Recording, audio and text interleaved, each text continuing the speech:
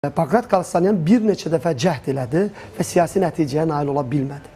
İndi Ermənistan hökumətinin reytinqinin aşağı düşməsi və regionda situasiyanın dəyişməsi, Amerika Birləşmiş Ştatları Ermənistan münasibətlərinin dəyişməsi, Avropa Birliyi Ermənistan münasibətlərinin dəyişməsi, ümumiyyətlə dünya düzəninin dəyişməsi fonunda yenidən Ermənistanda seçkilərə qədər müəyyən dividendlər, imkanlar əldə etmək fürsəti var.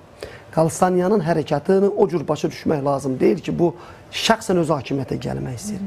Bu, ilk növbədə məqsəd parlamentar Respublika olan Ermənistanda Paşinyan hakimiyyətini parlamentdə azlığa salmaqdır.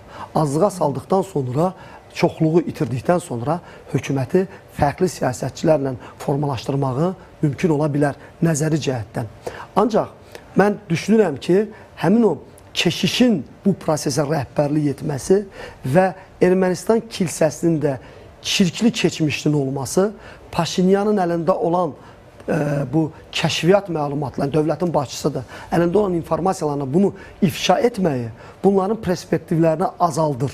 Azaltmaqla bərabər regiona başqa bir yeni mənzərə gətirir.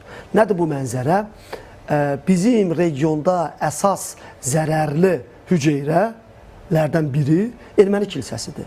Çünki o erməni kilsəsi daima regionda separatçılıq, revanşizm, mübarizə, müharibə, dırnaq arasında miyatsum iddiaları bunu səpir. Və diasporanı regionumuza qarşı yönəldən də bu erməni kilsəsidir. Bu baxımdan biz maraqlı nüansların, maraqlı proseslərin şahidi ola bilərik.